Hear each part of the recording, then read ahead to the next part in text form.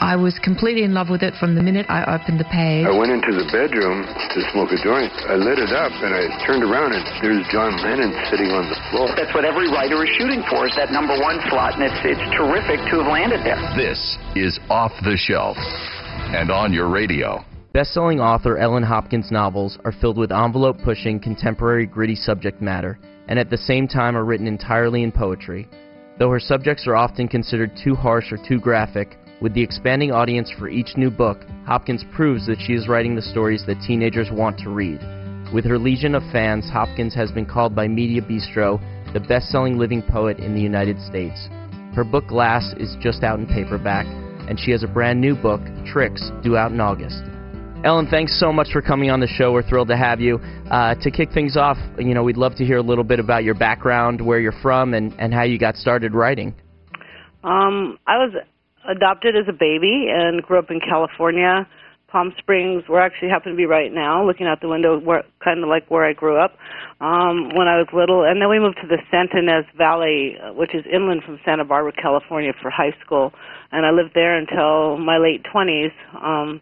When I met my current husband, we moved to Tahoe to be ski bums, and I figured I had to decide what I wanted to be when I grew up about that time. I was like 29, Okay. But I can't remember a time when I wasn't writing something. I often am asked, how did you decide to write? And it's like I don't think I decided to write. I think it's something I just always have been drawn to do. Even when I wasn't trying to make a living writing, I was writing poetry or short stories or whatever. Wow. So it's just something I've always loved to do. And even in your youth, when you were going through school and everything, doing a lot of writing? Oh, yeah. I was the creative writing geek. My teachers were always saying, you need to be a writer when you grow up. And I'm like, yeah, I know, but how do I do that exactly? Right. But so I actually studied journalism in college, and I thought, that would be a way to do it, but did drop out of school to get married and start a family and my own business. And so I took a long detour from, being focused on being a writer until actually becoming a writer. So, getting into your books, they do have some pretty heavy subjects. Can you tell us how you choose your subject matter? Yeah, it might be like a statistic I come across. For instance, in my book coming up, it's about teen prostitution, and I came across this statistic that the average age of a female prostitute in the United States is 12 years old. So then that strikes me as like, why? I need to know why. And then so that's kind of how I get interested in things. Or often, a reader will come to me and talk to me about something that's going on in their life, and it will strike a chord with me. So it's just something, in Burned, there were school shootings in the news. Right. With Impulse, it was more personal. I live in a small valley now in northern Nevada with about 2,000 people, and in 1 year we lost 2 teens to suicide. Subjects like this, we have to explore them so we know what to look for in the terms of not only people that might become victims, but perpetrators, like what does someone who's abusing a child look like? It's not always what you expect. So, but there are clues, like Identical, which is my book that's out now, my newest book. There's a father who's sexually abusing his daughter. And, people have an idea of what that person might look like, but I have him as a district court judge, which is probably not what you would expect him to look like. But there was something in his past that made him the way he was. And there were clues that others chose not to see. But I think we need to look for those clues, and unless we know what they look like, how do we know what to look for? In terms of Identical and the childhood sexual abuse, how did that come into the writing? I know you spoke about some of your other books and how you came to the subject matter, but with Identical specifically, how did you find getting into childhood sexual abuse for that title?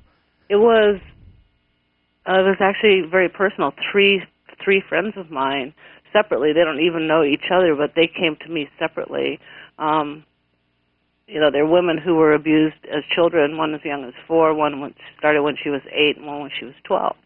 And they said they're not strong enough yet to tell their story, but they kind of suggested I might tell the story for them because they felt it was such an important thing to look at. And again, it was difficult to write, and it was, ugly to write sometimes, but I think it's hugely important to be able to identify this problem and to try to change it if we can. Given the subject matter, I wonder if you get a lot of resistance to your books from teachers and libraries and parents. I would say when I first started, I got a lot more resistance from librarians who always, what they wanted for their kids, and, they really care about their kids, they really do, and they wanted happy endings. And unfortunately, my subject matter doesn't always lend itself to happy endings. Right. But now more and more, school librarians and teachers see this in their classrooms and, in their hallways every day, and they are real champions for their kids, and they're with me on agreeing that the subject matter is important to look at. Parents, it just depends. As parents, we want to give our kids kind of an idealistic childhood if we can, but unfortunately, it's not a realistic thing to think that by the time a child's in high school, they're not hearing bad words or, having boyfriends touch them in places or whatever. It's life. Right. So I probably more from parents than teachers and librarians anymore. In Crank and Glass, I know that those are loosely based on your own daughter's struggle with addiction. Was that something that was very painful for you to relive in the writing? It was, but it was also cathartic. Crank was a story. I always say that it's a story I had to tell. It wasn't that I chose to tell it. It was that if I didn't, it was better to write it than to have it eat me up from the inside out. With Glass, I think, which is the sequel to Crank, it's more of that story was actually in our house. A lot of what happened in Crank was out elsewhere. And so that one wasn't quite as hard to write as the stuff that I really had to relive that I was very, very close to. Some of that I had to stop and come back to finish writing those scenes. And they hurt to read sometimes. So, yeah, there was a lot of pain. But you know what, again, writing the pain out is better than letting it just sit there and kind of fester inside. Giving people the chance to identify and, look at their own problems through your work is a really powerful thing. It is. Why do you think you choose teens as the main characters for your books? Well, again, I came to teen fiction by accident because of Crank. And what I discovered through that writing process was the universality of the story. It's something, who isn't touched by addiction in some way? And then I discovered a real empathy for this generation. This generation is our future. And often people go, why do you want to write for them? They're all messed up. And I'm like, no, they're not. They're our future. And I really have a respect for this generation. And it's enjoyable to me to write characters that they can relate to, that look like them on the page. It's really important for them to have kind of those characters to feel good about themselves and like they're not alone with their problems. And so I like doing it. I like having teen characters. Also, something that I was just thinking about this, that an interesting side note is that adult relationships play really heavily into my books. I don't think for teen fiction that's always the case, but some of the adult characters are the ones that my readers talk to me a lot about, like Aunt Jay from Byrne. They love her and her concept of love and different things. And so, it works back the other way, that they enjoy the adult characters as much, or they hate them, depending on, Right, exactly. Yeah, that leads into my next question, which was, beyond teens, you have such a broad audience. Why do you think it appeals to older readers as well? Is it because you're writing, about people's, previous experiences and for older characters as well? Well, I think so, but, also I think just a great story, well-crafted, is always going to find popular appeal. Classic authors like Dickens and Robert Louis Stevenson had even younger protagonists. So, and I also believe that today's young adult fiction is far and above better than a lot of commercial adult fiction, because we have a sensibility to our readership that I think makes us create really well-crafted stories that don't sensationalize, but do tell these great stories. So you look at all the classics. You look at Catcher in the Rye is huge. And today's, look at John Green's stuff. He he appeals to a wide audience as well, because we're telling stories that are important stories, not just to teens, but to to people. And is there an insight or message you'd want readers to get from your work? Yeah, there really is. And I try, hopefully I'm not preachy about it, but I think they always come away with this. And that is that whatever has happened to you, whatever has happened in your past, the future is yours to create. And you can let something horrible in your past take you down and choose to, just be hurt by that your entire life. Or you can find a way above that. There's help if you need it, or reach down inside. But, you need to come away strengthened by the experience instead of, weakened by the experience. And you can create a better future. That's such a powerful message. And I know you have such a close relationship with your fans. What kind of letters or emails do you get from young people who read your books? They're coming in between MySpace and Facebook and email and letters, around 200 a day at this point. And they kind of fall in these broad categories. One is, I never read a book before, and I finished yours in 2 days, and I love those. Or, there's just thank you, I love your books, you're an amazing author. I love those too. But then I have the ones that are, you've given me insight into my own addictions or my parents' addictions, or you've turned me away from suicide because I saw what it would do to the people around me. And those, of course, are the most striking. I just got one actually yesterday, and I thought I'd read it to you if you want. You probably heard this story one or two times before. I'd hope might enjoy my appreciation for your amazing inspirational writings. In every one of your books, I found the feelings I relate to, the ones I can't explain to the people who don't understand.